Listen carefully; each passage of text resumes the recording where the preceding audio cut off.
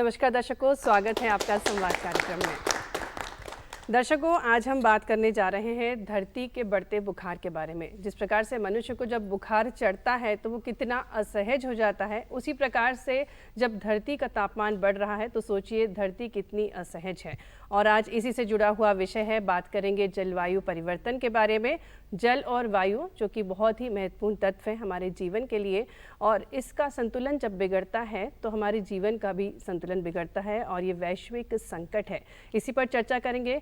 कुछ तो कारण प्राकृतिक हैं, जिनमें से ज्वालामुखी विस्फोट, बाढ़, जंगल की आग इत्यादि हैं, और कुछ कारण ह्यूमन एक्टिविटीज़ के कारण हैं, जिनमें से जीवाश्म ईंधन का जलना, पशुओं का पालन और कई सारी मनुष्य की गतिविधियां हैं।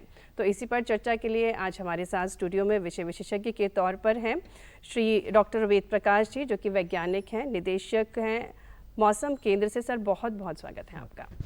साथ ही में हमारे साथ श्री लोकेन ठक्कर जी, जो कि मुख्य वैज्ञानिक हैं एप्को से। सर, आपका भी बहुत बहुत स्वागत है। हमारे साथ डॉक्टर रमा पांडे जी, जो कि प्रोफेसर हैं school of planning and architecture Bhopal से। मैडम, बहुत बहुत स्वागत है आपका। और पत्रकार श्री कपिल तुलसानी जी, आपका भी सर बहुत बहुत स्वागत है। साथ ही आपको बता दें दर्शक, आज IIFM के रिसर्च स्कॉलर्स भी हमारे साथ उपस्थित हैं। सूरज गोस्वामी, अहेली ज्योत्सना सिंह, मनीषा सिंह, ऋषभ सरकार और साथ ही में माखन लाल के युवा छात्र, जो कि आज पूरे इस संवाद में सहभागी रहेंगे, उनका भी हम बहुत बहुत स्वागत करते हैं।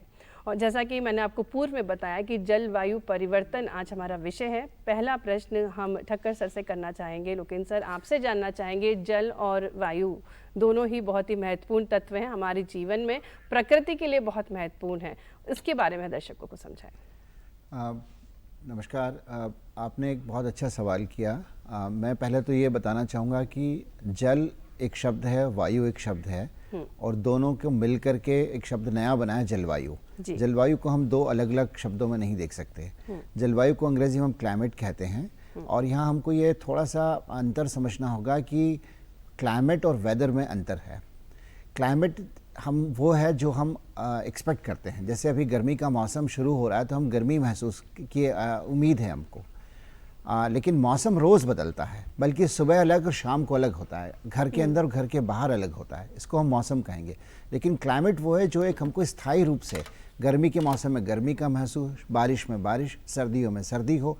लेकिन अगर सर्दियों में आपको गर्मी लगे, या बारिश को कि मैं जब होना है तो बारिश ना हो, या गर्मियों में बारिश हो जाए, इस प्रकार के जो हम परिवर्तन देख रहे हैं, इन सब का कारण धरती का गर्म होना। जैसा आपने अपने उद्बोधन में, आरंभिक उद्बोधन में कहा था कि धरती को बुखार आ गया। मुझे अच्छा लगा ये आपका एक्सप्रेशन कि धरती को, अगर धरती हमारी माँ है तो समझिए कि इसको थोड़ा बुखार आ गया है। और इस बुखार को दुनिया ने तय किया कि हम 1.5 डिग्री से ज़्यादा नहीं बढ़ने देंगे। लेकिन आज की स्थिति ये हो गई है कि हम पृथ्वी का तापमान ग्रीन हाउस गैस के उत्सर्जन के कारण लगभग 2.5 से 3 डिग्री की तरफ हम जा रहे हैं, और उसके बहुत सारे घातक परिणाम होंगे मनुष्यों के लिए, पृथ्वी के लिए, जो जीव जंतु हैं, जो वनस्पतियां हैं, उन सब के लिए। उसके ऊपर हम आगे बात करेंगे। लेकिन जलवायु परिवर्तन आज के समय की एक बहुत महत्वपूर्ण विकास के लिए, पर्यावरण की एक चुनौती है, ज्वलंत समस्या है, और इन सब का हम सबको मिलकर के इसका समाधान निकालना है।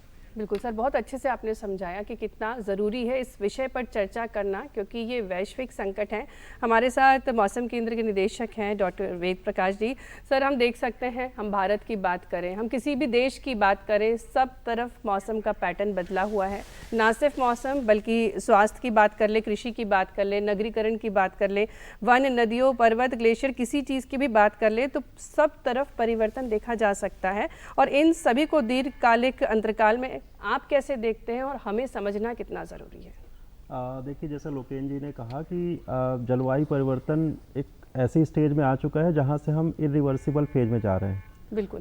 जब पिछली पृथ्वी समिट हुई थी, अर्थ समिट, तो वहाँ पे सभी वैज्ञानिकों ने और जो सभी सरकारी ने मिलकर तय किया COP में कि इस सदी के अंत तक 2 डिग्री से ज़्यादा तापमान नहीं बढ़ने दिया जाएगा। लेकिन अब ऐसा, अभी के जो विश्लेषण है उससे ये स्पष्ट है कि वो 2030 या अधिकतम 2050 तक ही वो आंकड़ा हम छू लेंगे। और एक जो इरिवर्सिबल है कि अब उस अवस्था से वापस नहीं जा सकते, वहाँ पे पहुँच जाएंगे। और इसका सीधा सीधा प्रभाव आप डे टू डे लाइफ में देख सकते हैं। जैसे कि हम जनरली पहले सोचते थे जब ग्रीष्म ऋतु है तो वहाँ पे हीट वेव या लू देखने को मिलेगी, सर्दियों में शीतलहर देखने को मिलेगी या बारिश में जो एक सामान्य बारिश की गतिविधियाँ थी वो होंगी। लेकिन अभी जैसे पिछला साल अगर आप देखें लोकल मध्य प्रदेश के या फिर पूरे भारत के टर्म में, तो पूरे 12 महीना कम से कम 10 से 15 दिन हर महीने बारिश हुई। जबकि इस साल अगर आप देखें तो पिछले 3 महीनों से बारिश गतिविधियाँ काफ़ी कम हुई हैं। बिल्कुल। सो इस तरह का जो असामान्य एक विचलन कहना चाहिए कि जो जिस ऋतु में होना चाहिए वो नहीं हो रहा है जी। अब उस पर डिपेंडेंट जितनी भी आपकी ह्यूमन एक्टिविटीज़ हैं, अगर आप कृषि का उदाहरण ले रहे हैं तो वहाँ पे कृषि की उत्पादकता है या फिर लॉन्ग टर्म में जो स्थानीय वहाँ की जैविकता है, माने स्पेस कहना चाहिए कि जो लोकल स्पीसीज है उनका ह्रास होना। अगर आप स्वास्थ्य की बात करें तो बहुत ही माइक्रो लेवल पर ह्यूमन सेल से लेकर अगर टेम्परेचर 52 डिग्री से ऊपर जाते हैं गर्मियों में तो ह्यूमन सेल एक उनका एग्जिस्ट कर पाना ही मुश्किल हो जाएगा। इसके अलावा एंजाइम सिंथेसिस है, डीएनए रेप्लिकेशन है, लॉन्ग टर्म में जेनेटिक चेंज है, ये सारे खतरे उसमें आते हैं। नगरीकरण की बात करें तो जो एक कंस्ट्रक्शन या फिर इंफ्रास्ट्रक्चर डेवलपमेंट में चैलेंजेस आ रहे हैं कि किस तरीके से एक्सट्रीम टेम्परेचर्स को या फिर एक्सट्रीम रेंज को वेयर किया जाए, जिससे कि लोगों को जब कभी भी ऐसी घटनाएं हो रही, मौसमी आपदाएं आ रही हैं, तो वहाँ पे उस तरह का अडाप्टेशन पॉसिबल हो। लॉन्ग टर्म में जो हमारे नेचुरल रिसोर्सेज हैं, चाहे नदी हो, पहाड़ हो या फिर आपके तालाब हैं या फिर ग्लेशियर हैं, सभी को पता है पिघल रहे हैं, जल स्तर बढ़ रहा है, लेकिन उन सभी चीज़ों को एक रोकने के लिए कहना चाहिए कि एक सामुदायिक स्तर पे प्रयास की ज़रूरत है। केवल सरकारें या फिर इंडिविजुअल लेवल पे वो संभव नहीं है। बिल्कुल सर, बिल्कुल आपने ये सही बात कही है कि किसी भी क्षेत्र पर नज़र डालें, परिवर्तन हर जगह हम महसूस कर सकते हैं, देख सकते हैं, प्रकृति में देख सकते हैं। हमारे साथ डॉक्टर रमा मैम है। मैम, आप school of planning and architecture से हैं, जहाँ पर सारी चीज़ों का प्लान होता है, और जैसा कि मैंने पूर्व में बोला कि नगरीकरण में भी बहुत ज़्यादा परिवर्तन देखा जा रहा है। तो आज के समय अगर हमें कोई नगर बसाना है तो क्या कुछ ध्यान में रख के ये चीज़ें सोचनी चाहिए हमें? बहुत अच्छा आपने प्रश्न पूछा है। नया नगर बसाना तो बहुत आसान काम है, और उसमें क्या क्या चीज़ें हमें कंसिडर करनी चाहिए, सोचना चाहिए। सबसे पहले तो हमें वहाँ की फिजियोग्राफी को समझना चाहिए, उसकी टोपोग्राफी कैसी है, वहाँ पे हाइड्रोलॉजी कैसी है, वहाँ का ड्रेनेज पैटर्न कैसा है। ड्रेनेज पैटर्न उस जगह का ही नहीं, उसका जो भी सरफेस वाटर है, वहाँ पे तालाब हैं, नदियाँ हैं, तो उनका कैचमेंट एरिया कहाँ पे है, कैसे first order, second order, third order की ड्रेन ये नदी और तालाब को कनेक्ट करती हैं। तो पहले तो वो सारा हमें मैपिंग करना होगा, टोपोग्राफी कॉन्टूर्स वगैरह मैपिंग करनी होंगी। तो और उसमें कहाँ पे फॉरेस्ट है, कहाँ पे हमारा कृषि भूमि है, 3 बार हम कौन सी ज़मीन में कृषि करते हैं, 2 बार कौन सी ज़मीन में कृषि करते हैं, तो ये सब हमें मैप करना होगा। तो इन सब जगहों को, जो फॉरेस्ट है उससे हमें बफर लेके, जितना भी उस इलाके में गवर्नमेंट ने रेगुलेशन बनाया है, वैसे 10 किलोमीटर बोलते हैं, तो उतना बफर हमें नो डेवलपमेंट जोन करना पड़ेगा। सिमिलरली ये जो नदियां हैं, उससे अगर छोटी नदी है तो उससे हमें 50 मीटर लगभग, और बड़ी नदी है नर्मदा जैसी है तो 300 मीटर तक हम बफर बनाएंगे। नो डेवलपमेंट जोन हमें डिक्लेयर करना पड़ेगा, ताकि वो सुरक्षित रहें, हमारे जो नेचुरल रिसोर्सेज है वो सब सुरक्षित रहें। और उसके बाद हमें कृषि भूमि देखनी है। जो कृषि भूमि ज़्यादा उपजाऊ है उसको हमें कन्वर्ट नहीं करना है, हमें दूसरे लैंड यूज़ के लिए, बिल्ट अप एरियाज़ के लिए नहीं उसको लेना है। तो ये सब अलग से रख के, नो डेवलपमेंट जोन बना के ये सब एरियाज़ को हमें, फिर जो बचे और उसमें बंजर भूमि कितनी है, और जहाँ पे वेस्ट लैंड जो है, जहाँ पे कुछ भी नहीं हो रहा है, तो वैसी ज़मीनों को हमें डेवलपमेंट के लिए यूज़ करना है। वहाँ पे हम अर्बनाइजेशन, नगर वगैरह बसा सकते हैं ऐसी ज़मीन में। और कुछ खेती जहाँ पे केवल एक बार हम खेती कर रहे हैं और हमें जगह की कमी पड़ रही है, तो उसको भी हम ले लेते हैं बनाने के लिए, डेवलपमेंट पर्पज़ के लिए। तो इस तरह से हमने डेवलपमेंट एरिया आइडेंटिफाई कर लिया कहाँ पे डेवलपमेंट हो सकता है। फिर उसको डिफरेंट यूजेस के लिए हमें करना है, कहाँ पे इंडस्ट्रीज़ आ सकती हैं उधर पे, कहाँ पे कॉमर्शियल मार्केट वगैरह आएगा, कहाँ पे हमारा मार्केट वगैरह आएंगे, इस तरह से। और रेजिडेंशियल कहाँ पे होगा, मिक्स्ड यूज़ की बातें चल रही हैं, तो मिक्स्ड यूज़ डेवलपमेंट कैसे होगा, क्योंकि कॉम्पैक्ट डेवलपमेंट, हमें घर के पास ही ऑफिस चाहिए, स्कूल चाहिए, तो वो एक जगह पे कैसे होगा, तो मेट्रो लाइन वगैरह कहाँ पे आएंगी, पब्लिक ट्रांसपोर्ट, तो ये सब फिर उसके ऊपर होगा काम। बिल्कुल। रमा मैम बहुत अच्छे से बताया कि एक नया नगर बसाना बहुत आसान काम है, और लेकिन क्या कुछ सावधानियां देखनी पड़ती हैं, क्या कुछ चीज़ें ध्यान में रखनी पड़ती हैं, वो भी आपने बहुत अच्छे से बताया। आगे भी इसी से जुड़ा हुआ एक प्रश्न है, लेकिन हमारे साथ पत्रकार हैं कपिल तुलसानी जी। कपिल जी, पत्रकार के नज़रिए से आप कितना महत्वपूर्ण मानते हैं इस विषय पर चर्चा करना, जलवायु परिवर्तन? देखिए, पत्रकार के नज़रिए से ये काफ़ी महत्वपूर्ण हो जाता है, क्योंकि जो योजनाएं बनती हैं, शासकीय योजनाएं जो बनती हैं या जो अंतर्राष्ट्रीय स्तर पे जो काम होते हैं, वो आम लोगों तक पहुंचाने का काम हमारा ही है। हम बड़ी साधारण सी भाषा में उसको आम लोगों तक पहुंचाते हैं। तो पत्रकार का एक यही काम है कि जो चीज़ें हम देख रहे हैं, मौसम में जो बदलाव हो रहे हैं, जो जलवायु संकट जो खड़ा हो रहा है, वो सरल भाषा में आम आदमी को समझा सकें, और आम आदमी उसको समझ के कि मैं अपने जीवन में क्या परिवर्तन कर सकता हूँ, जिससे ये चीज़ें कुछ हद तक, हर आदमी का इसमें छोटा छोटा सा प्रयास है। जब सब मिलके छोटा छोटा सा प्रयास करेंगे, तभी ऐसी जो संकट की स्थिति जो बन रही है, ये तभी जाके इससे हम बच पाएंगे। तो हमारा काम केवल यही है कि आम आदमी तक इस सूचना को सरल शब्दों में पहुँचाना, और जो आम आदमी है वो इसको अडॉप्ट करे और अपने आसपास के लोगों को भी बताए। बिल्कुल, बहुत अच्छी बात की कि पत्रकार का जो कार्य है वो सरल भाषा में किसी भी जटिल विषय को आसानी से लोगों तक पहुंचाना है। हमारे साथ IIFM के रिसर्च स्कॉलर भी हैं, मनीषा जी हैं, जो कि जलवायु परिवर्तन पर कार्य कर रही है। मनीषा जी, आपसे जानना चाहेंगे, क्या है आपका रिसर्च वर्क, क्या कार्य कर रही हैं आप इस पर? नमस्कार, मेरा नाम मनीषा सिंह है। मैं भारतीय वन प्रबंधक संस्थान में शोध करता हूँ। मेरा PhD टॉपिक, हमने अपने टॉपिक में ट्राई किया है कि नर्मदा, जो कि जल से, जो उसका जो जल प्रबंधक या जल मैनेजमेंट, वाटर मैनेजमेंट या फिर वाटर रेगुलेशन वनों और जलवायु परिवर्तन से कैसे प्रभावित है। एंड हमने इस स्टडी को वाटरशेड लेवल पे किया है। तो हमने 2 वाटरशेड्स लिए हैं, जिनमें 2 अलग अलग तरीके के वन हैं। एक डिंडोरी वाटरशेड, जहाँ पर ट्रॉपिकल मॉइस्ट डेसिडस फॉरेस्ट है, और वहाँ पर वनों का प्रतिशत in the watershed itself is 30%।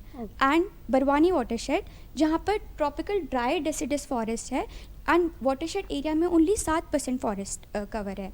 तो हमने फॉरेस्ट कवर, वाटर डिस्चार्ज और जलवायु परिवर्तन के वेरिएबल्स जैसे कि temperature and maximum temperature, minimum temperature and precipitation के लॉन्ग टर्म पैटर्न्स देखे। जैसे कि लोकेंद्र सर ने बोला, मैम ने बोला कि हमें इन चीज़ों को एक लॉन्ग टर्म ट्रेंड्स पे देखना है, तो ताकि हमें एक्चुअली पता चले क्लाइमेट का क्या इम्पैक्ट पड़ रहा है। नहीं तो हम we are only talking about weather. So हमने 70 ईयर्स का लॉन्ग टर्म डेटा लिया from IMD, and we studied the trends at the watershed level and found that both rainfall and precipitation and temperature is varying in the watersheds. Rainfall कम हो रही है, monsoon rainfall, जो कि बहुत ही ज़्यादा important है कृषि विज्ञान के लिए, कृषि सोसाइटीज़ के लिए, वो कम हो रही है। इवन वो वाटर रेगुलेशन या वाटर फ्लो के लिए बहुत इम्पॉर्टेंट, वो भी कम हो रही है।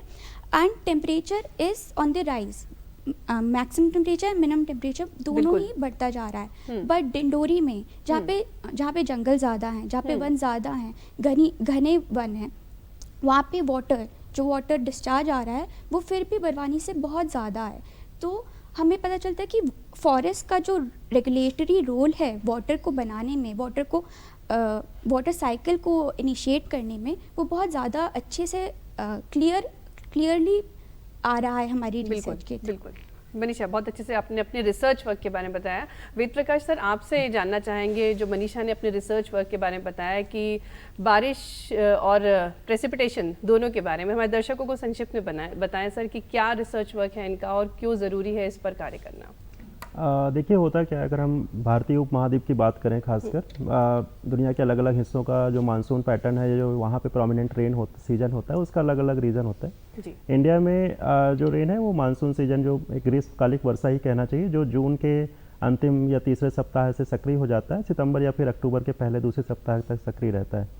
तो यहाँ पे जो बंगाल की खाड़ी से में बनने वाले सिस्टम्स है, खासकर लो प्रेशर एरिया फिर या फिर डिप्रेशन या फिर अपर एयर साइक्लोनिक सर्कुलेशन या फिर सेम सिस्टम जो अरब सागर में है, ये दोनों ही समुद्र की तरफ से लैंड की तरफ मूव करते हैं सिस्टम बनने के बाद, और फिर जहाँ जहाँ से गुजरते हैं, खासकर उड़ीसा, छत्तीसगढ़, झारखंड, मध्य प्रदेश, राजस्थान के कुछ हिस्से और उत्तर प्रदेश, ये ऐसे राज्य हैं जहाँ पे इनका सबसे ज़्यादा प्रभाव होता है।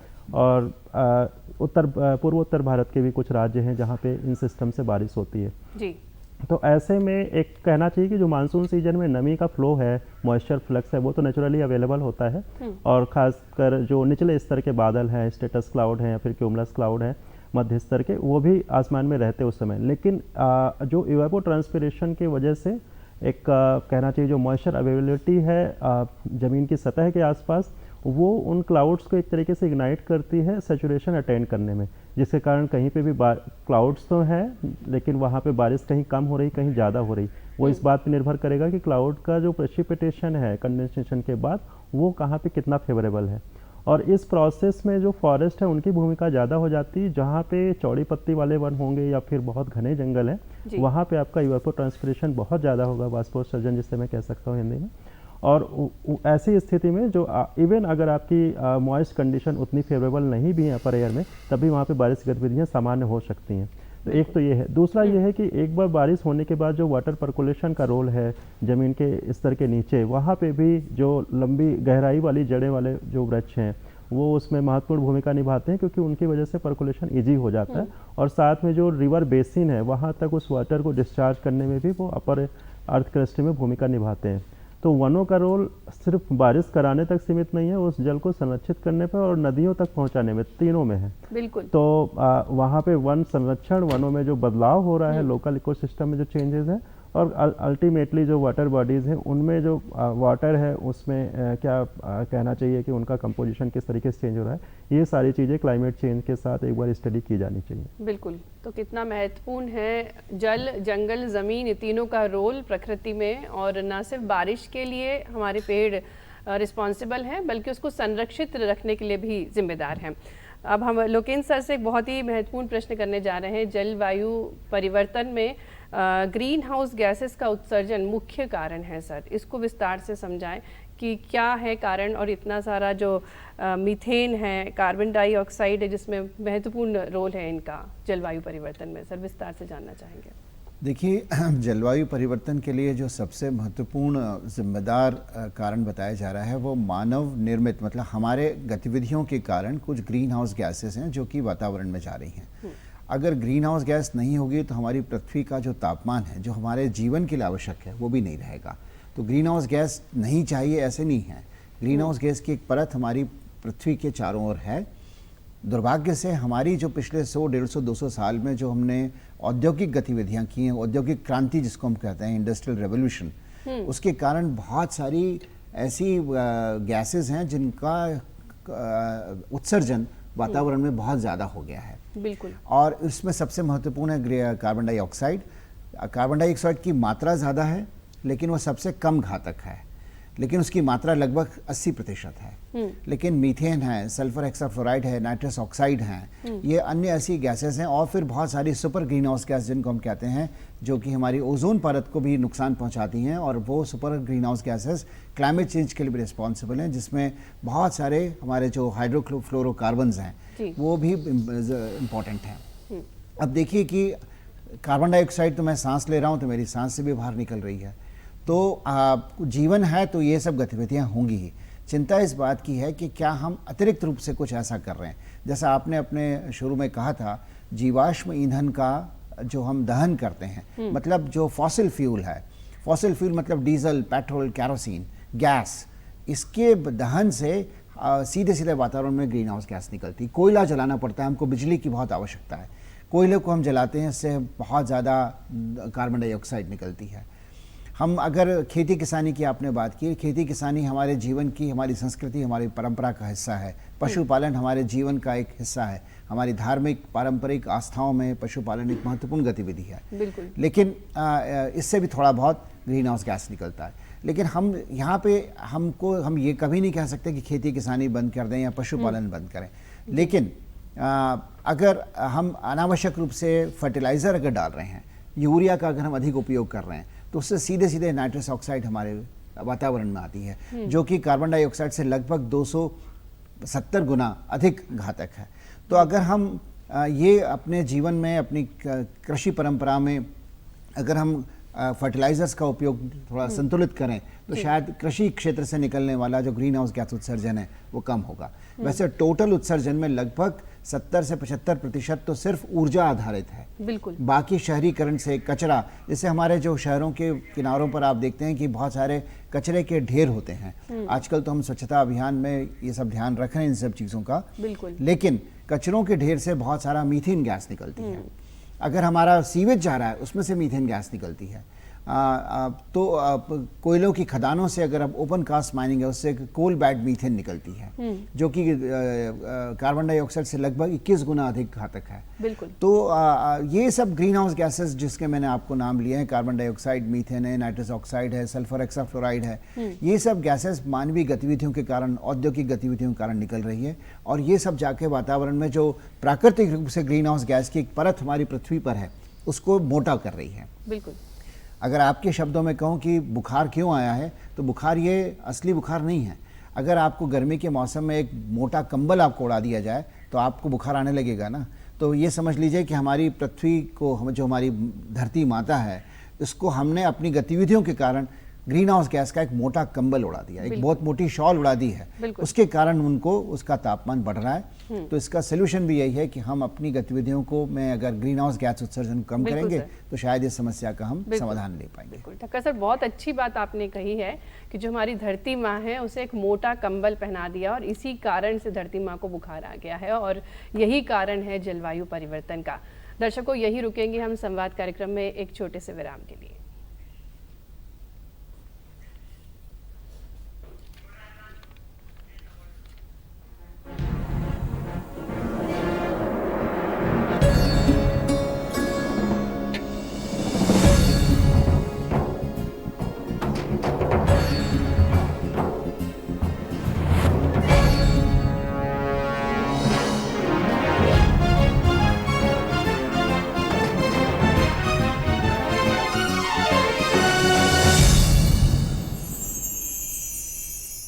आप देख रहे हैं संवाद कार्यक्रम और आज हम चर्चा कर रहे हैं जलवायु परिवर्तन के बारे में। हमारे साथ विषय विशेषज्ञ के तौर पर डॉक्टर वेद प्रकाश जी हैं, जो कि निदेशक हैं मौसम केंद्र में, श्री लोकेंद्र ठक्कर जी हैं, वैज्ञानिक हैं एप्को में, डॉक्टर रमा पांडे जी हैं, प्रोफेसर हैं school of planning and architecture, और साथ ही में पत्रकार कपिल तुलसानी जी, IIFM के रिसर्च स्कॉलर, और कई सारे छात्र हैं हमारे साथ माखनलाल विश्वविद्यालय से।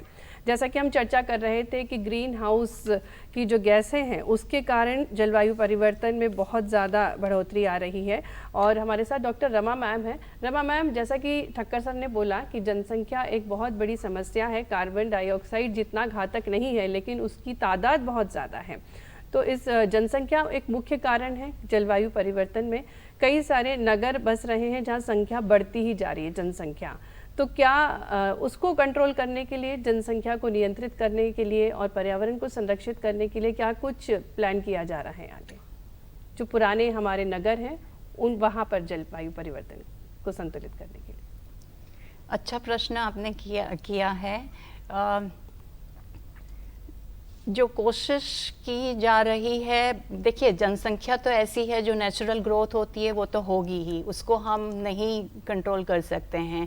पर जो शहरीकरण हो रहा है, छोटे शहरों से बड़े शहर में आ रहे हैं और गांव से पलायन हो रहा है, गांव से लोग शहरों में आ रहे हैं और यहाँ आके बस रहे हैं, उसकी वजह से शहरीकरण होता है। और जो गांव से माइग्रेट करके आते हैं वो यूजुअली वो लोग ऐसी जगह पे रहते हैं जो ज़्यादा वल्नरेबल होती हैं क्लाइमेट चेंज को लेके। जैसे कि बारिश ज़्यादा होती है तो लो लाइंग एरिया में वो लोग रहते हैं, वो फ्लडिंग वहाँ पे आ जाती है, पानी उनके घरों में भर जाता है। और जहाँ सरकारी ज़मीनें होती हैं वहाँ पे घर बना लेते हैं वो लोग, क्योंकि वहाँ उनको इजीली अवेलेबल हो जाती है लैंड, क्योंकि उनके पास इतने पैसे नहीं होते हैं कि वो एक पक्के मकान में और अच्छी जगह रह सकें। तो वो हमारे एक समस्या है शहरों में, और जो लोग हैं उन्हें हमें अच्छे से रहने के लिए अच्छा वातावरण, अच्छा बिल्ट एनवायरनमेंट हमें शहर में बनाना है, देना है।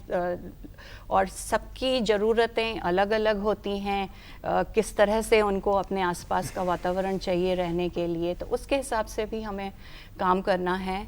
तो इसमें जितना ज़्यादा शहर बढ़ेगा, स्प्रॉल डेवलपमेंट हम उसको बोलते हैं, जैसे भोपाल है, भोपाल स्प्रॉल है, वहाँ दूर दूर है। जैसे हमारा कैंपस है वो भौरी में है, मिसरौत तक, पूरा मणिद्वीप तक भोपाल साउथ साइड में बढ़ गया है। तो ये स्प्रॉल है, बहुत बढ़ रहा है। अगर इसी को कॉम्पैक्ट हम करें, और जो पुराना शहर है, न्यू मार्केट वाला एरिया है, अरोरा कॉलोनी है, MP नगर है, उधर ही पे अगर हम कॉम्पैक्ट डेवलपमेंट करें तो उससे हमें फ़ायदा होगा। हम ज़्यादा लोगों को कम जगह में अगर रख सकें, और उनकी जो सुविधाएं हैं, रोज़ ऑफिस जाना है, स्कूल जाना है, वो भी उनके आसपास हो, तो उनको ज़्यादा ट्रैवल नहीं करना पड़ेगा, गाड़ियाँ नहीं यूज़ करनी पड़ेंगी, वो पैदल भी जा सकते हैं। और फिर पब्लिक ट्रांसपोर्टेशन हमें चाहिए। लोग एक जगह से दूसरी जगह जाते हैं, सबसे पहले तो काम करने जाते हैं, फिर थोड़ा सोशल आउटिंग वगैरह होती है। तो इसके लिए हमें अच्छा पब्लिक ट्रांसपोर्ट शहर में बनाना होगा, ताकि लोग उसको इस्तेमाल करें। उसको इस्तेमाल भी तभी करेंगे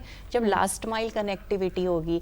लास्ट माइल मीन्स घर से हमें अपने स्टॉप तक कैसे पहुंचना है, बिल्कुल, क्योंकि वहाँ पे जाने की हमें दिक्कत है। हम मेट्रो से तो चले जाएंगे, बस से चले जाएंगे, पर हम अपने घर से स्टॉप तक कैसे जाएं? जब तक हमारे पास में वॉकेबल पाथवे नहीं होगा, नॉन मोटराइज ट्रांसपोर्ट नहीं होगा, वहाँ पे शेड नहीं होंगे, पेड़ नहीं लगे होंगे वॉकिंग एरियाज में, पाथवेज में, हम सेफ नहीं फील करेंगे पैदल चलना, तो हम नहीं पैदल चलेंगे। तो इसके लिए हमें पेड़ लगाने हैं, वॉकेबल पाथवेज बनाने हैं, तब जाके पब्लिक ट्रांसपोर्ट यूज होगा। बहुत अच्छी बात आपने की है कि नागरिकों की सुविधा के अनुसार, उनकी सुगमता के अनुसार ऐसी प्लानिंग करनी पड़ती है जिससे कि जो पोल्यूशन है, पर्यावरण को संरक्षित रख सके। अगर ऑफिस भी जाना है तो वो पाथवे यूज़ करके जा सके। और भी चर्चा करेंगे, लेकिन उससे पहले हमारे साथ रिसर्च स्कॉलर है, हमारे साथ सूरज गोस्वामी हैं, जो कि नेचर बेस्ड सॉल्यूशंस पर काम कर रहे हैं। क्लाइमेट चेंज में एग्रो फॉरेस्ट्री पे इनका कार्य है। जानना चाहेंगे सूरज आपसे कि आपका क्या कार्य है, किस प्रकार से आप रिसर्च कर रहे हैं इस एरिया? मेरा कार्य एक एग्रो फॉरेस्ट्री पे है, जो मैं देख रहा हूँ कि प्रकृति आधारित जो समाधान है किस तरीके से जलवायु परिवर्तन के लिए कारगर हो सकते हैं। तो जैसे आप देख रहे हैं कि अलग अलग क्षेत्रों में इसका प्रभाव पड़ रहा है, और कृषि एक हमारे देश की 60% जनसंख्या उसी पे आश्रित है। तो हमें कृषि में भी ऐसे समावेश करना चाहिए, और इसके लिए एक प्राकृतिक समाधान है एग्रो फॉरेस्ट्री को, जिसमें हम क्या करते हैं कि पारंपरिक कृषि के साथ साथ वृक्षों और पशुपालन को समावेश करते हैं, और जिससे ग्रीन हाउस गैसेस का इमिशन भी कम होता है, साथ में वो मिट्टी और जल को भी संरक्षित करती है, और बहुत सारे प्राकृतिक हमें बेनिफिट देती है। और इसके साथ साथ वो एक से ज़्यादा स्रोत देती है किसानों को आमदनी के, जिससे रिजिलियंस भी बढ़ता है, और बहुत टॉलरेंस भी एक डेवलप होता है कि अगर क्लाइमेट के अगेंस्ट। और इसके साथ साथ भारत एक पहला देश भी बना है जिसने 2014 में एग्रो फॉरेस्ट्री की एक नीति लेके आया था। और इसके साथ साथ अगर हम देखें कि सतत जो विकास लक्ष्य 17 है, उनमें से 9 को ये पूरा करता है। तो एक एग्रो फॉरेस्ट्री को अगर हम कृषि क्षेत्र में अपनाएं तो एक दो तरफा हम जीत पाएंगे, और इस जलवायु परिवर्तन का जो एक महामारी, और ये कह सकते हैं कि एक वर्ल्ड लेवल पे क्राइसिस है, उसको हम समाधान कर सकते हैं उसका। धन्यवाद। बिल्कुल, बहुत अच्छे से आप इस क्षेत्र में कार्य कर रहे हैं। ठक्कर सर, आपसे जानना चाहेंगे, कृषि की बात करी है सूरज जी ने, और उस पर रिसर्च कर रहे हैं, कुछ नवाचार और कुछ अपनी प्रैक्टिसेस में बदलाव लाकर हम ये जो क्लाइमेट चेंज है इसके प्रति अपनी लड़ाई लड़ सकते हैं। सर, आपके क्या विचार हैं, कृषि कितना महत्वपूर्ण है? देखिए, कृषि हमारे देश की जीवन रेखा आधार है, और मध्य प्रदेश के लिए तो और भी ज़्यादा। बिल्कुल। और कृषि क्षेत्र हमारी संस्कृति है, एग्रीकल्चर इज़ अवर कल्चर। लेकिन बीच में ये जो बहुत ज़्यादा कुछ सामाजिक आवश्यकताएं भी थी, उसके कारण जिस प्रकार से कृषि में आधुनिकता आई है, उसकी एक आवश्यकता थी एक समय पर, लेकिन उसके अब दुष्परिणाम हमको दिखाई दे रहे हैं। चाहे वो पेस्टिसाइड्स या इंसेक्टिसाइड्स का अधिक उपयोग हो, चाहे फर्टिलाइज़र्स का उपयोग हो, चाहे बहुत मिट्टी की बहुत गहरी जुताई हो, इन सब के कारण, और कृषि का में जो पशुपालन और कृषि जो एक जुड़ा हुआ एक सब्जेक्ट था, एक जुड़ी हुई मतलब कहने से गतिविधि थी, अब वो थोड़ा थोड़ा अलग होती गई। पशुपालन अब खेती से थोड़ा सा अलग हो रहा है, जैसा कि हमारे साथी ने बताया कि सूरज जी ने कि हम वापस इसको एग्रो फॉरेस्ट्री में पेड़ लगाना चाहते हैं, पशुपालन को वापस कृषि के साथ जोड़ना चाहते हैं, तभी हम एग्रो फॉरेस्ट्री और ऑर्गेनिक फार्मिंग कर पाएंगे। क्योंकि एग्रीकल्चर अभी एक महत्वपूर्ण विषय है क्लाइमेट चेंज की दृष्टि से, दो कारण से। नंबर एक कि यदि क्लाइमेट में परिवर्तन हो रहा है, जैसा कि हम देख रहे हैं, वेद प्रकाश जी ने बताया और भी हमारी रिसर्च स्कॉलर ने बताया कि मौसम का मतलब है टेम्परेचर में बदलाव और बारिश के जो सामान्य ऋतु चक्र है उसमें बदलाव। उसका सीधा असर सबसे पहला खेती पे पड़ेगा। ज़्यादा बारिश हो जाएगी, खेती खराब हो जाएगी। पानी नहीं गिरेगा, खेती खराब हो जाएगी। टेम्परेचर कम ज़्यादा हो जाएगा, खेती खराब हो जाएगी। रात का टेम्परेचर बढ़ गया, उत्पादन गेहूं का कम हो जाएगा। दिन का बढ़ गया, कुछ और समस्या हो जाएगी। तो खेती का सीधा संबंध है जलवायु से, बहुत सेंसिटिव सेक्टर है। दूसरा तो खेती प्रभावित भी हो रही है, लेकिन खेती की अपनी गतिविधियों के कारण भी जलवायु परिवर्तन पर दुष्प्रभाव पड़ रहा है। ऐसी स्थिति में हमको एक विन विन सोल्यूशन निकालना पड़ेगा कि न खेती पे असर पड़े, न खेती असर डाले। और ऐसे स्थिति में हमको ये नेचर बेस्ड सोल्यूशन, मुझे अच्छा लगा आपने जो अपना टॉपिक बताया, लेकिन हम तो समझते हैं कि भारत में जो खेती की पारंपरिक पद्धति रही है वो तो प्रकृति के से मिल कर के रही है, कभी भी खेती से नुकसान हुआ नहीं। लेकिन जैसा मैंने कहा कि पिछले कुछ 30, 40, 100, 150 सालों में जो आधुनिकता आई है उसके कारण कुछ दुष्परिणाम अब हमको समझ में आ रहे हैं, चाहे मानवीय स्वास्थ्य पर हो, पर्यावरण पे हो, हमारे नदी तालाबों की वाटर क्वालिटी पे हो। इन सब के कारण हमको अब कुछ फिर से पुनर्विचार की आवश्यकता है और निश्चित तौर पे युवा साथी रिसर्चर्स काम कर रहे हैं।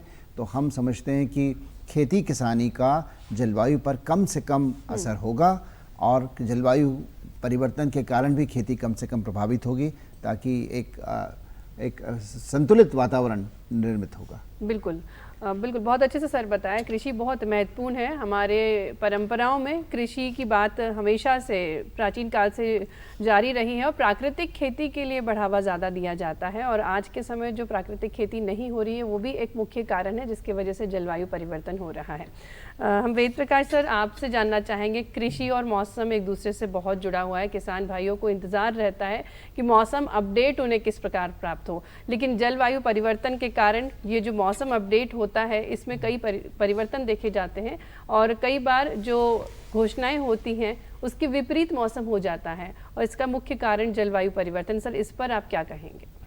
देखिए, जैसे मैंने पहले भी कहा, जलवायु परिवर्तन के कारण किसी भी स्थान विशेष का जो पैटर्न है वहाँ पे जो चेंजेस आ रहे हैं, जैसे लू या फिर शीतलहर के दिनों की संख्या बढ़ जाना। जैसे सामान्यतः 4 से 5 दिन गर्मियों में प्रतिमाह लू होती थी, खासकर ग्रीष्म में, अब वो 15 से 20 दिन हो जा रही कहीं कहीं पे। एक्सट्रीम टेम्परेचर जो जैसे भोपाल की बात करें तो जनरली 43 से 44 डिग्री तक जाते थे, पर अब वो 45 से 46 डिग्री, सीधे सीधे 1 से 2 डिग्री का उसमें इजाफा हो रहा है। और अगर हम पूरे राष्ट्रीय स्तर पे बात करें तो तापमान कहीं कहीं पे 50 डिग्री या उससे भी ज़्यादा जा चुके हैं। बारिश की गतिविधियाँ देखें तो वहाँ पे जो स्थानिक वितरण है, एक स्पेशियल डिस्ट्रीब्यूशन कहना चाहिए। जैसे पहले हम देखते थे कि बारिश हर जगह लगभग एक सामान्य रूप से हो रही है, लेकिन अब कहीं पे बहुत ज़्यादा हो जाती है, कहीं पे बिल्कुल पास में ही सूखा रह जाता है। या फिर जो वर्षा के दिन है, जो जैसे मानसून ऋतु में पहले कम से कम 15 से 20 दिन बारिश होती थी महीने में, अब वो 4-5 दिन ही होती है और एक ही दिन में बहुत सारा पानी बरस जाता है। बिल्कुल, तो वो यूज नहीं हो पा रहा है। तो इस तरीके से जो मौसम के विभिन्न घटक हैं उसमें ऐसे रैपिड चेंजेस आ रहे हैं जिनको प्रेडिक्ट कर पाना उतना ही चैलेंजिंग है। IMD मुख्यतः 2 तरीके से वेदर फोरकास्ट संयोजित करता है जो पब्लिक तक जाता है विभिन्न चैनलों से।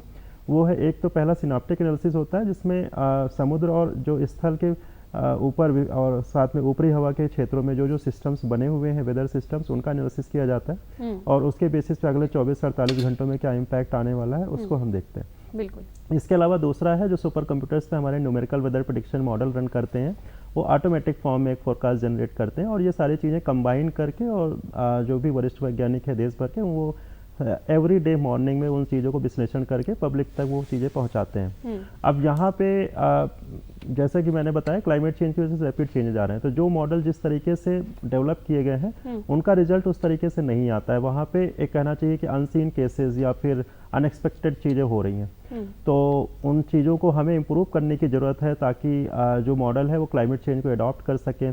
दूसरा जो नई टेक्नोलॉजीज़ हैं, खासकर आर्टिफिशियल इंटेलिजेंस या क्वांटम कंप्यूटिंग, उन तकनीकों को हम यूज करके जो एक्सट्रीम वेदर्स है, कहीं पे किसी जगह पे एक से 2 घंटे में जैसे क्लाउड बस्ट हो जाना या बहुत तेज पानी बरस जाना, एक्सट्रीम टेम्परेचर्स हैं, वज्रपात से जैसे कई लोगों की मृत्यु होती है, उनका प्रेडिक्शन, ये सारी चीज़ें हम करने की कोशिश कर रहे हैं। और इस दिशा में खासकर किसानों के लिए बात करूँ तो मेघदूत और दामिनी 2 ऐसे ऐप डेवलप किए गए हैं जो उनको जो नाउकास्ट के जरिए करंट वेदर और 5 से 7 दिन का फोरकास्ट उनके एग्रो एडवाइजरी एक तरीके से कहना चाहिए, वो उनको जारी किया जा रहा है। जी सर, हमारे किसान भाइयों के लिए बहुत अच्छा संदेश है कि मेघदूत और दामिनी 2 ऐप्स हैं जिससे आप अपने मौसम का जो है एक्यूरेट अपडेट प्राप्त कर सकते हैं। हमारे साथ एक और रिसर्च स्कॉलर हैं जो कि कोस्टल जोन मैनेजमेंट पर कार्य कर रही है, ज्योत्सना सी। और जैसा कि हमें पता है कि समुद्री स्तर में बढ़ावा देखा जा रहा है, खारे पानी में घुसपैठ जैसी स्थितियां उत्पन्न हो रही हैं। ज्योत्सना जी, आपसे जानना चाहेंगे आपका क्या रिसर्च वर्क है इस पर, कोस्टल लाइंस पर? जी नमस्ते। जहाँ तक हम बात कर रहे हैं जलवायु परिवर्तन और भारत के, तो उसके बीच में हमें ज़रूर बात करना चाहिए कोस्टल एरियाज़ के, क्योंकि जैसे हम देख रहे हैं पिछले सालों में कोस्टल एरियाज़ में काफ़ी चेंजेस हो रहे हैं एंड इस चेंजेस के वजह से काफ़ी इश्यूज भी हो रहे हैं। जैसे माना जाता है कि कोस्टल एरियाज़ में सबसे ज़्यादा पॉपुलेशन भी रहता है इंडिया का, देखेंगे तो उस हिसाब से जैसे सर बोल रहे थे एक्सट्रीम ज़्यादा हो रहा है। जैसे कि मेरी स्टडी एरिया केरला में है, तो केरला में इन द लास्ट 10 ईयर्स बहुत सारे टेम्परेचर, प्रेसिपिटेशन, इन सब में वेरिएशंस आ चुका है। उसकी वजह से लोगों को बहुत इश्यू हो रहा है, फिशरमैन को भी इश्यू हो रहे हैं, एग्रीकल्चर जो करते हैं उनको भी इश्यू होते हैं, ये इश्यू सब है। उसके अलावा जैसे हम देखते हैं जैसे चक्रवात जो साइक्लोन्स है वो भी बढ़ने लगा है, उसके वजह से भी डायरेक्ट इम्पैक्ट हो जाते हैं लोगों के ऊपर। जी, तो इस पे ज़्यादा रिसर्च आना काफ़ी ज़रूरी है। बिल्कुल, बहुत अच्छे से बताया ज्योत्सना जी, और वाकई में इस पर भी प्रकाश डालना बहुत ज़रूरी है क्योंकि निरंतर जो समुद्री जल स्तर है वो बढ़ रहा है। रमा मैम, आपसे जानना चाहेंगे, जब समुद्री जल स्तर बढ़ रहा है, ऐसे कोस्टल लाइंस जहां पर सूखे की समस्या आ सकती है या वे द्वीप खत्म भी हो सकते हैं, उनके लिए क्या कुछ प्लानिंग की जाती है? नहीं, जो द्वीप खत्म हो रहे हैं तो उनको तो शिफ्ट ही वहाँ से किया जा रहा है। जो स्मॉल आइलैंड्स हैं, सबमर्ज हो गए हैं कई द्वीप, तो उनको तो शिफ्ट कर रहे हैं दूसरी जगह पे। और कोस्टल एरिया में जैसे उन्होंने बताया कि सॉल्ट इन्ग्रेशन हो रहा है, जैसे सी लेवल राइज होता है तो फ्लडिंग होती है और वो जो खारा पानी है वो इधर पे ज़मीन के नीचे आ जाता है, तो उससे सबसे पहले तो हमारे ग्राउंड वाटर ख़राब होता है। तो ग्राउंड वाटर का TDS हमारा बढ़ जाता है, खारा हो जाता है, वो पानी पीने लायक नहीं रह जाता है। तो वहाँ पे जो लोग रहते हैं उनको ड्रिंकिंग वाटर की बहुत परेशानी होती है। पर अभी सरकार भी पाइप्ड वाटर सप्लाई, नल जल योजना, ये तो घर घर में पाइप्ड वाटर से सप्लाई हो रहा है पीने का पानी। पर फिर भी जो जिनकी डिपेंडेंसी ग्राउंड वाटर पे है पीने पानी के लिए, तो उनको काफ़ी परेशानी झेलनी पड़ती है। और जैसे अभी कृषि के ऊपर बात हो रही थी थोड़ी देर पहले, तो कृषि की ज़मीन खराब हो जाती है, उसकी उपजाऊपना ख़त्म हो जाता है जब ये पानी आता है। फ्लडिंग भी हो जाती तो वो उस जगह पे खेती नहीं कर सकते हैं, वो खेती उगाने लायक नहीं रहती है, तो उनको दूसरी जगह ढूंढनी पड़ती है खेती करने के लिए। तो मीन्स लाइवलीहुड पे डायरेक्ट उसका फ़र्क पड़ता है। ऐसे ही आपने फिशरमैन का भी बताया। तो अब हमें ये देखना है कि सी लेवल तो राइज हो रहा है, वो होगा, तो उसका कौन कौन से एरियाज़ जो हैं वल्नरेबल होंगे, जो एरियाज़ वल्नरेबल हैं तो उनकी वल्नरेबिलिटी किस तरह से हम उसको कम कर सकते हैं। वहाँ पे अगर मैंग्रोव्स वगैरह की पॉसिबिलिटी है, मैंग्रोव लगा देंगे तो उससे थोड़ा सा कम होगा। और उनके लिए अल्टरनेट लाइवलीहुड क्या हो सकते हैं, क्योंकि वो कृषि नहीं कर सकते हैं, और पानी कैसे वहाँ तक पहुँचाया जा सकता है जो वल्नरेबल लोग हैं। बिल्कुल, तो बिल्कुल इस तरह से बिल्कुल रमा मैम, बहुत अच्छे से आपने बताया कि क्या इम्पैक्ट रहेगा ये समुद्री जल स्तर बढ़ने से और क्या गतिविधियां प्रभावित रहेंगी, किस प्रकार से पलायन करना होगा कोस्टल लाइन में जो रहवासी हैं उनका। हमारे साथ एक और रिसर्च स्कॉलर हैं, अहेली चाकी जी हैं, जो कि फॉरेस्ट एरिया पर कार्य कर रही हैं और किस प्रकार से वन की भूमिका रहती है इसके बारे में बताएंगी। अहेली जी, आपके पूरे रिसर्च वर्क के बारे में जानना चाहेंगे। नमस्ते, मैं अहेली चाकी हूँ, PhD research scholar, centre for climate change studies IIFM से। मेरा study area, my research area Madhya Pradesh में ही है। तो मध्य प्रदेश की अगर बात करें तो मध्य प्रदेश भारत का वो स्टेट है, सबसे अधिक फॉरेस्ट कवर मध्य प्रदेश में है। 25% of Madhya Pradesh geographical area is under forest cover. और इंडिया की अगर हम बात करें तो इंडिया 10वां स्थान पे है ग्लोबली, जो फॉरेस्ट कवर के टर्म्स पे अगर हम देखें। और भारत में और एमपी में भी millions of rural and tribal communities जो है वो फॉरेस्ट पे डिपेंडेंट है, उनके लाइवलीहुड्स, उनके सोर्स ऑफ इनकम फॉरेस्ट से आते हैं। अगर एमपी की बात करें, जैसे NTFPs हम बोलते हैं, नॉन टिम्बर फॉरेस्ट प्रोडक्ट्स, तेंदुपत्ता, ये स्टेट की इकोनॉमी के लिए भी this is an important source. तो अगर हम जंगल की बात कर रहे हैं, हम इकोलॉजिकल कॉन्ट्रीब्यूशंस उसका जानते हैं, जैसे बायोडाइवर्सिटी सोर्स है, इकोसिस्टम सर्विसेज है, पर जो सोशल और इकोनॉमिक कॉन्ट्रीब्यूशन है उसको हम इग्नोर नहीं कर सकते। बिल्कुल अहेली जी, बहुत अच्छी बात आप कह रहे हैं कि हमें हमारी चीज़ों को भी संरक्षित रखना है। मध्य प्रदेश में जैसे आपने बताया तेंदुपत्ता है, इसकी फॉरेस्ट्री को भी बढ़ावा देना चाहिए। इसको संक्षिप्त में आप प्रस्तुत करें हमारे दर्शकों के लिए कि आपका क्या रिसर्च वर्क है, क्योंकि हमारे साथ एक और रिसर्चर हैं जिनसे हम जानेंगे जल के बारे में। तो मैं वही कि फॉरेस्ट कवर का जो मॉनिटरिंग और रिपोर्टिंग है वो हमें और अच्छे तरीके से करना चाहिए जब इंडिया की या एमपी की बात आती है, क्योंकि क्लाइमेट एडेप्टेशन स्ट्रैटेजीज अगर हम डिज़ाइन करते हैं तो उसके लिए जंगल का काफ़ी मुख्य भूमिका होते हैं। तो जी धन्यवाद अहेली जी। और हमारे साथ ऋषभ जी हैं। ऋषभ जी, जल पर कार्य करें, संक्षिप्त में हमारे दर्शकों को बताएं कि क्या कार्य कर रहे हैं आप जल पर।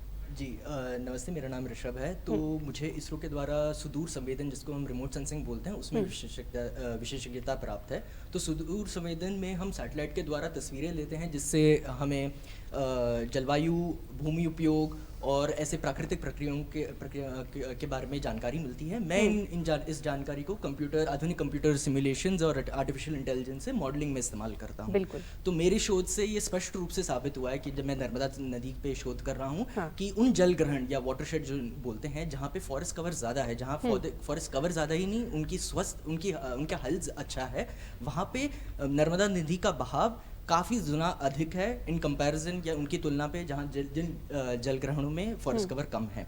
इतना ही नहीं, वाटरशेड जहाँ पे फॉरेस्ट कवर ज़्यादा है, वहाँ पे सूखे के समय में भी पानी का नर्मदा नदी में बहाव रहता है, एज अपोज टू जहाँ पे जिन वाटरशेड्स में फॉरेस्ट का कवर कम है। वेद प्रकाश सर ने ऑलरेडी बताया कि फॉरेस्ट कैसे हेल्प करते हैं पर्कुलेशन के लिए भी, ग्राउंड वाटर भूजल के रिचार्ज के लिए भी, जो कृषि के लिए बहुत यूजफुल है। एक आखिरी पॉइंट मैं बस ये बोलना चाहूँगा, मैम ने रिवराइन एरियाज या नदी के आसपास के एरियाज पे नो डेवलपमेंट जोन की बात की है। इसके मद्देनजर रखते हुए मध्य प्रदेश शासन और माननीय चीफ मिनिस्टर ने ऑलरेडी कुछ स्कीम्स निकाली हैं, जैसे कि अभी निर्मल अविरल नर्मदा स्कीम निकाली है, जिसमें 10 किलोमीटर की पट्टी पे वो वृक्षारोपण कर रहे हैं। तो ये बहुत अच्छी शुरुआत है, पर मैं इसमें बस एक एडिशनलिटी डालना चाहूँगा कि हमें प्राकृतिक वनों की सुरक्षा, संरक्षण और पुनर्स्थापन पे भी उतना ही जोर देना चाहिए जितना हम वृक्षारोपण पे करते हैं, क्योंकि वृक्षारोपण से के पेड़ों से जो हमें सर्विसेज मिलती हैं उनकी तुलना हम प्राकृतिक वनों से नहीं कर सकते।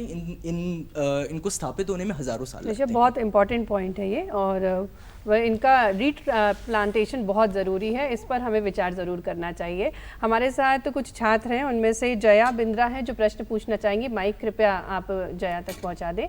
जी जया जी, आप अपना प्रश्न पूछ सकती हैं। मेरा नाम जया है, मैं माखनलाल से एडवर्टाइजिंग एंड पब्लिक रिलेशंस में मास्टर्स कर रही हूँ। मेरा सवाल आपसे ये है कि अर्बन एरियाज़ की जब हम बात करें तो अर्बन एरियाज़ में एयर पॉल्यूशन बहुत ज़्यादा है, और AQI दिन ब दिन बढ़ता चला जा रहा है। जैसे गर्मी के दिन आएंगे तब तो AQI हर समय हाई टेम्परेचर पर ही रहेगा, जो भी AQI का कैलकुलेशन होगा वो हमेशा हाई रहेगा। तो अर्बन एरियाज़ में रह रहे लोगों से हम कैसे प्रैक्टिकल सॉल्यूशंस एक्सपेक्ट कर सकते हैं? ऐसे कौन से प्रैक्टिकल सॉल्यूशंस हैं जो आप सजेस्ट करेंगे, क्योंकि डायरेक्टली और इनडायरेक्टली वो कहीं ना कहीं कनेक्टेड तो हैं ही उससे।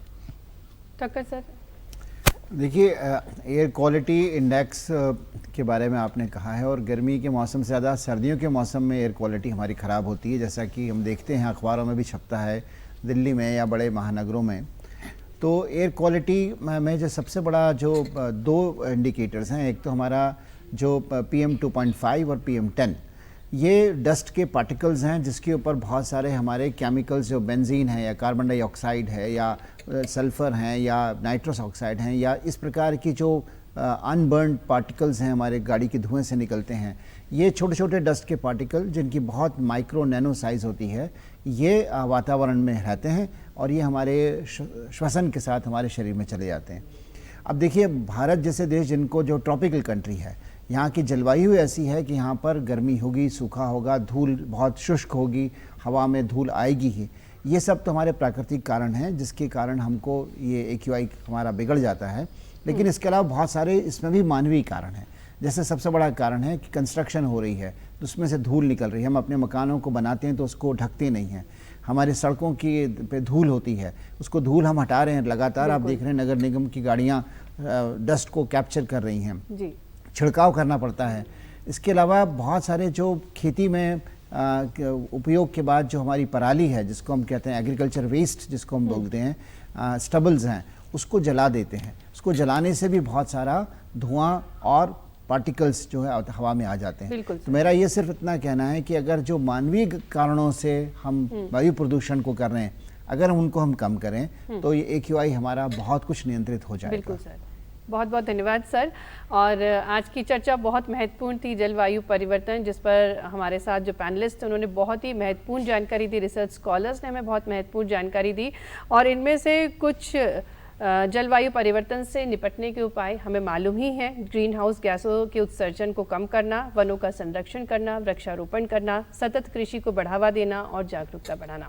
हम बहुत बहुत धन्यवाद देंगे वेद प्रकाश जी का, जिन्होंने हमें मौसम से के बारे में बताया कि कितना महत्वपूर्ण है मौसम की जानकारी और मौसम में किस प्रकार से निरंतर परिवर्तन आ रहा है। साथ ही में हमारे साथ मुख्य वैज्ञानिक के तौर पर श्री लोकेंद्र ठक्कर जी एप्को से थे, जिन्होंने बहुत अच्छी जानकारी कितना महत्वपूर्ण है पर्यावरण को संरक्षित रखना, जल को संरक्षित रखना और जल और वायु दोनों कितने महत्वपूर्ण है इसके बारे में बताया।